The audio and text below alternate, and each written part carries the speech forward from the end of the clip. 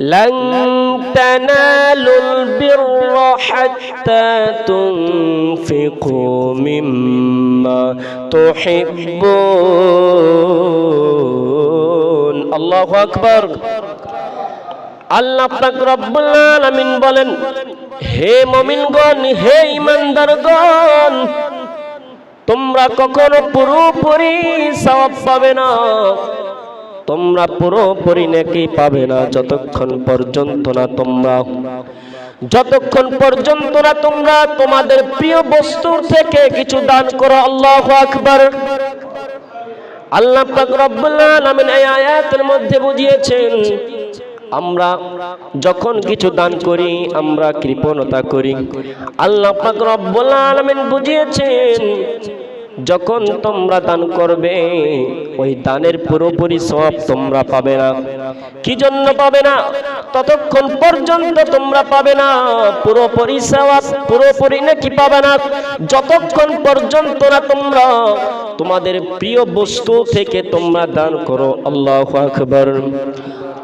অর্থাৎ এখানে বুঝিয়েছে, আমরা তো দেখবেন যদি আমরা মসজিদে এরকম কিছু দান করি, টাকা পয়সা দান করি এরকম যেটা বাহিরে না চলে, 5 টাকা দিলে দেখা যায় বাহিরে চলে না, সেটা এসে আমরা মসজিদে চালাই। এরকম আছে না? অনেক লোক আছে যেটা বাহিরে চালাতে না পারেন, আপনি কিভাবে মসজিদে চালাইলেন, মসজিদে দিলেন, মসজিদে কাজ করবে, উনি কিভাবে টাকাটা চালাইব? আপনি বাহিরে চালাতে পারলেন না, এখানে উনি কিভাবে চালাইব? এজন্য দান করার জন্য সেই মন মানসিকতা থাকা লাগে। আমরা দান করব আল্লাহর রাস্তায়, আল্লাহকে খুশি করার জন্য, কিন্তু আমরা দান করি কি? যেই 2 টাকা দেই, 2 টাকা ছিঁড়া, 2 টাকার মাঝখান দিয়ে আসমান দেখা যায়, এরকম টাকা আমরা দান করি। তাহলে আপনি যদি আল্লাহর রাস্তায় দান করেন, কখনই আপনি যদি আল্লাহকে খুশি করার জন্য দান করেন, কখনই আপনি যেটা বাহিরে না চলে সেটা কখনই আপনি মসজিদের মধ্যে দান করতে পারেন না। কি বলেন, পারেন?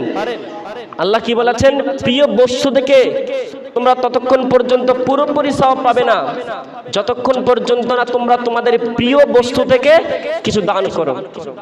তাহলে আমরা প্রিয় বস্তু থেকে দান করি। আসলে আল্লাহর রাস্তায় দান সদকা করলে কখনো সম্পদ কমে না, সম্পদ বৃদ্ধি করার মালিক কে?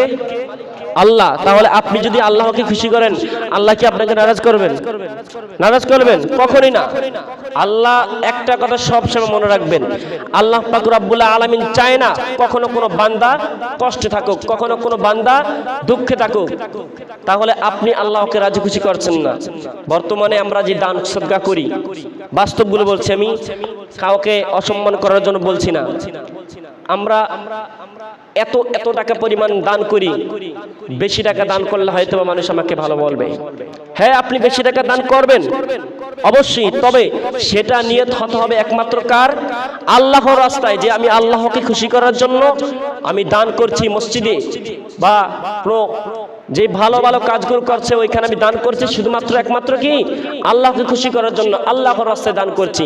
তাহলে আপনার সম্পদ দান করলে আপনি ওই সম্পদ থেকে আপনাকে আল্লাহ পাক রব্বুল আলামিন বৃদ্ধি করে দেবেন। আর যদি মানুষকে খুশি করার জন্য দান সদকা করেন, তাহলে কখনই আপনার দান সেই সম্পদ থেকে কখনো সম্পদ বৃদ্ধি পাবে না। এটা আপনাকে খেয়াল রাখতে হবে।